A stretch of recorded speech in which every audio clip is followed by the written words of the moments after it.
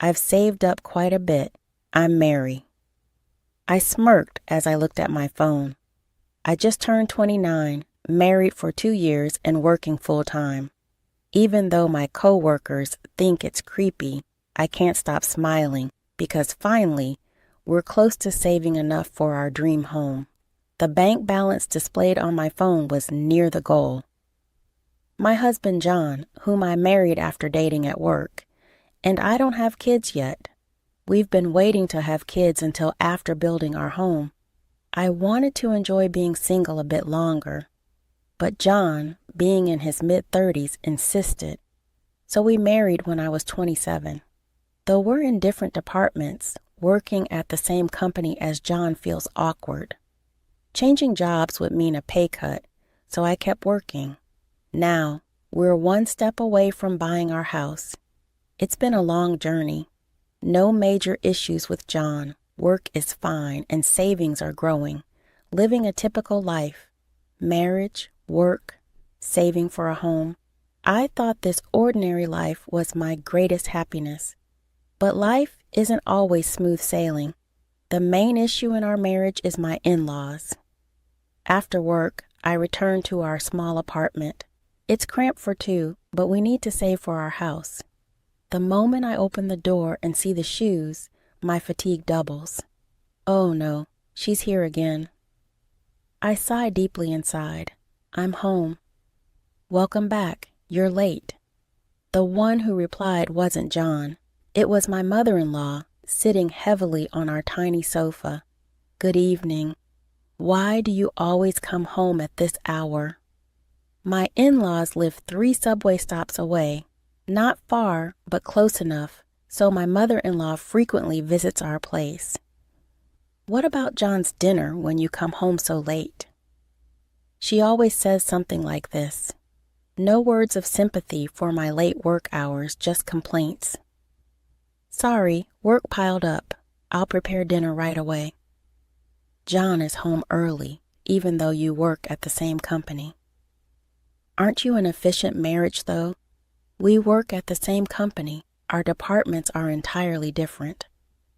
John's department rarely requires overtime, but his pay is low. My department is crucial to the company, filled with important tasks requiring overtime, but the pay is the highest in the company. I wish John would explain this, but his pride stops him. Now he's just sipping tea silently, being a dual-income household. John could help with the housework a bit more, yet John adamantly does nothing. No shopping, laundry, cleaning, or cooking.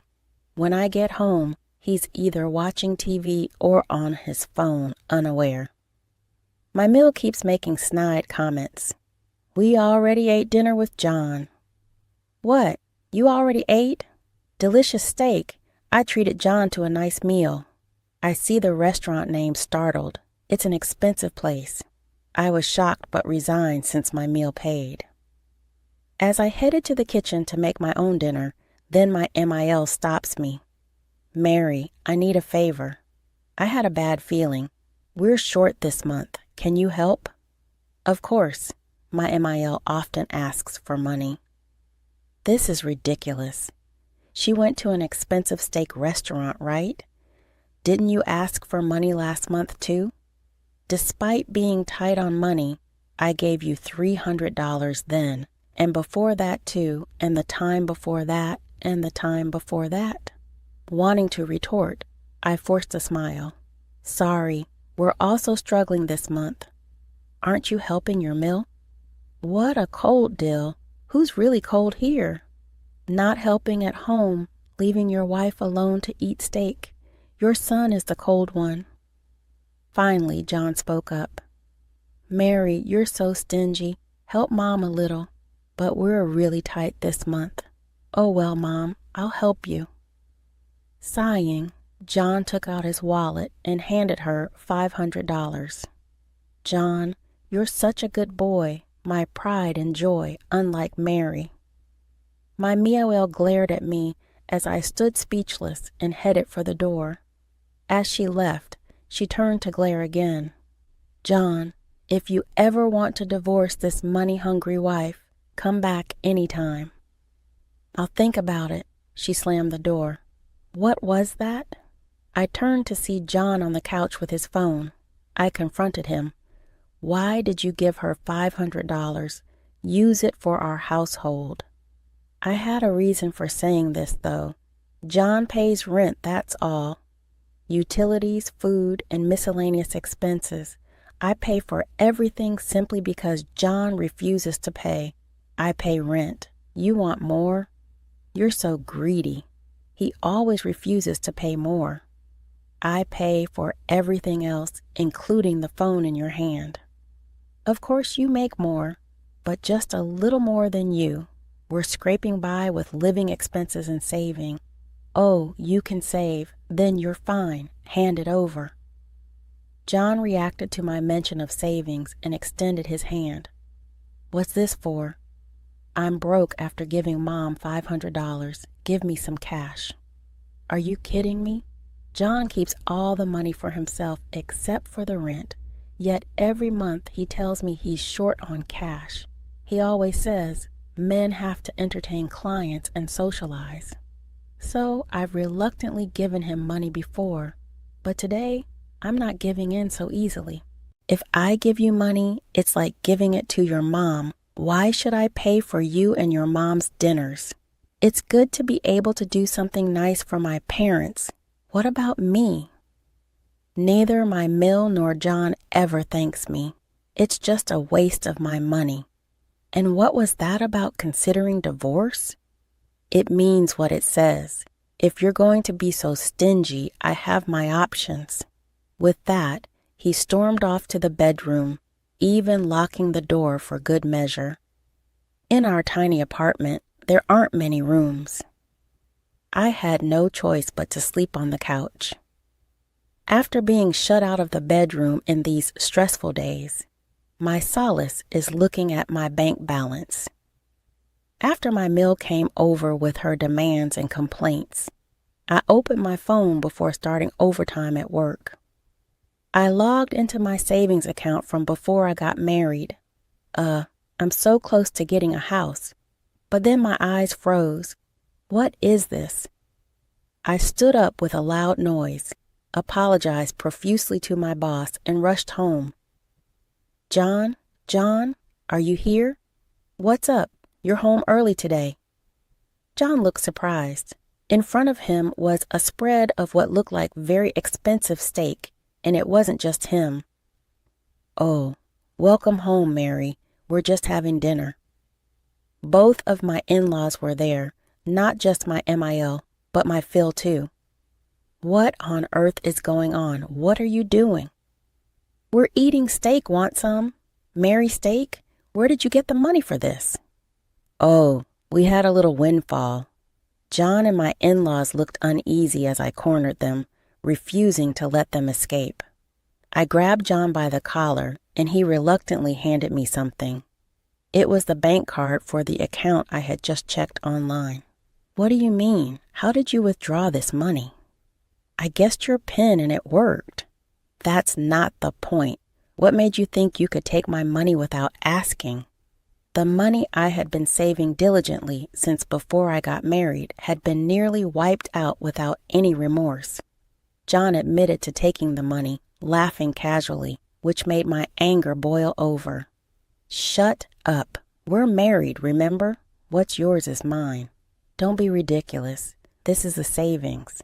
I've been building up since I was single. Give it back. What are you talking about? A wife's money is obviously her husband's money. How greedy you must be, saving up all this money while living off John. Exactly. You should be more grateful. Who do you think pays for everything? Unbelievable. Not a single person here was on my side. This is just like stealing. Give it back.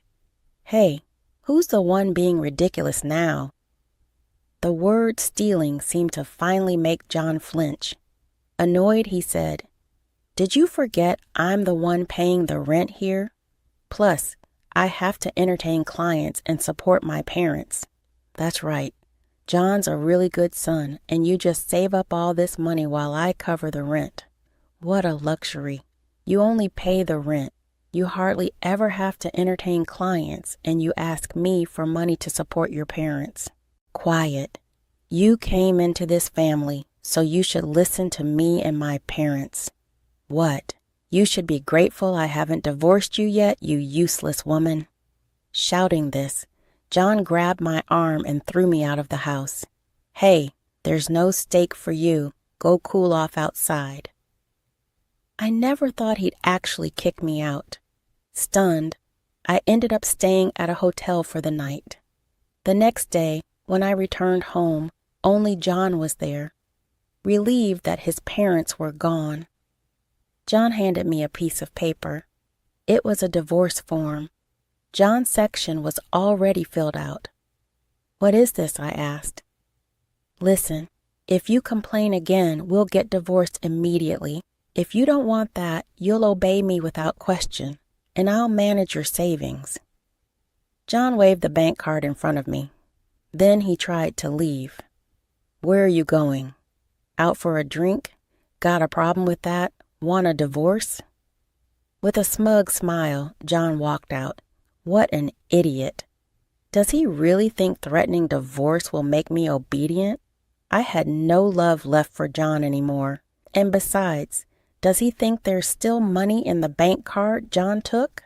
I'd already transferred all the money to another account. I always felt uneasy about keeping all my savings in one place. So I had multiple accounts.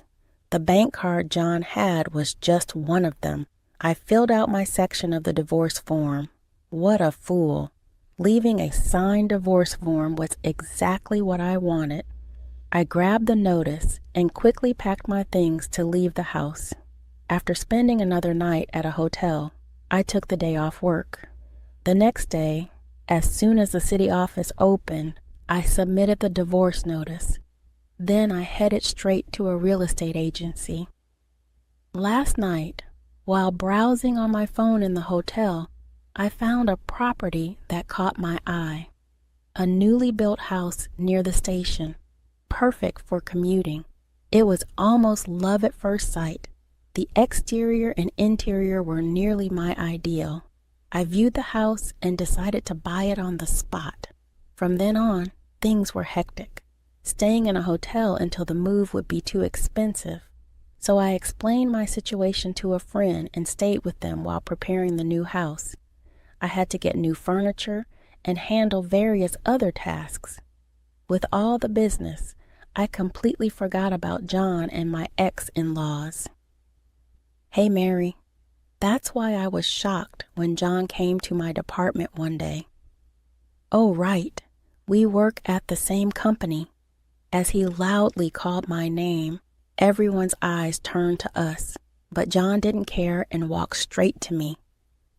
Why haven't you been answering your phone? Oh, I didn't think it was necessary. I remembered John had been calling nonstop. I was busy and didn't want to deal with it, so I ignored him. You withdrew money from the account without permission, didn't you? Don't mess with me. And why haven't you come home? Do you really want a divorce? Oh, don't worry. We're already divorced, and that money is mine, so I can do whatever I want with it. He still thought threatening divorce would scare me. When I casually said this, John's face went blank with surprise. What a stupid face. It's funny. What divorce? Yeah, thanks for preparing the paperwork. I submitted it. What? I don't accept this. Doesn't matter. The divorce is finalized. Oh, and I've already informed the company, so the process is complete. You might need to take care of some things too, so let your boss know, okay? I turned my attention back to my computer, signaling the end of the conversation. I was busy. Divorce. Where are you living now? You left your stuff at home. I took what I needed. I'm fine. I'm living comfortably and bought new things. Where are you living? That's none of your business. It's a privacy matter. Please don't cry. John fell silent, feeling the stares of my colleagues and boss. He left the office without a word. My colleagues sympathized with me, saying, "Mary, you have it tough." Living in my new home was wonderful. The smell of a new house was incomparable, and it was spacious and comfortable. But since I had just moved in, there were still many things I needed. Today, I was expecting the delivery of some appliances I bought online. Just then, the intercom rang. "Oh, it's here," I thought and opened the door. I immediately regretted it. I cursed myself for not checking the intercom first. Standing outside was my ex-Mill. I was so surprised I blurted it out. Right behind her was my ex-Phil, and behind them was John. "It's been a while, Mary. I'm coming in." Oh, wait just a second. Ignoring my attempt to stop her, my ex-Mill barged into the house, inspecting the place as if appraising it. "This is a nice place. Oh, and I like this furniture. Move it to my room, will you?" "What? There's more room, too." "This will be our room." "Oh, wait a minute. What are these curtains? They have terrible taste. I'll choose new ones. So give me some money. The yard is quite spacious. Maybe I'll start a garden." What on earth are they talking about? Confused, I look back at John. "John, what is be happy?" Just as I was about to demand an explanation, my ex-Mill interrupted. When I looked at her, she had a triumphant expression on her face. "It's not much of a house, but it's a decent gift for us. We'll move in since it's a two-family home." "What? Of course you'll do all the housework. We'll let you give us a $1,000 monthly allowance." What? What are they even saying? Are they aliens? I tilted my head in confusion. What do you even mean? I'm single now. My ex-Mill looked shocked. I was surprised too. "John, you didn't tell them?" "I don't accept it," John shouted. But the divorce was already finalized, whether he accepted it or not. We were complete strangers now. When I said that, my ex-Mill turned pale. "What are you doing? Are you abandoning us? My parents live in the countryside. I'm planning to bring them here soon." "Don't be ridiculous. This house is ours." "No, it's mine." What is she talking about? I bought this house with my savings and it's in my name. Then where are we supposed to live? That's not my problem. Apparently, they had sold their house. The deal was already done. They planned to live comfortably here with the money from the house sale and what they could squeeze out of me. What a horrifying plan. Anyway, I don't accept this. My ex-Mel kept arguing, but it didn't matter. We were already strangers, and this house was mine. "I don't accept it. Absolutely not." Shouting, my ex-Mel tore down the curtains in a fit of rage. "Hey, what are you? I don't need such tasteless things. This is my house, so I'll do as I please." "That's right. What's yours is mine. I don't accept the divorce, and my parents and I will live here too," John shouted. "Yeah, and this is my house too." Wow, things were really getting out of hand.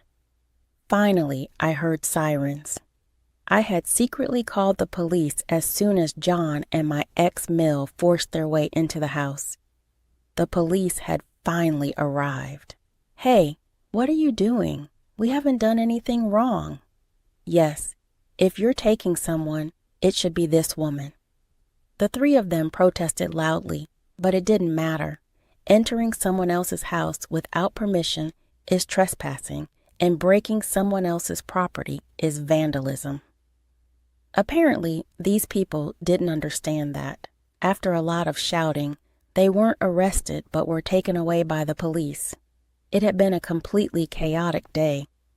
Later on, even after being released by the police, John came back several times, demanding we get back together.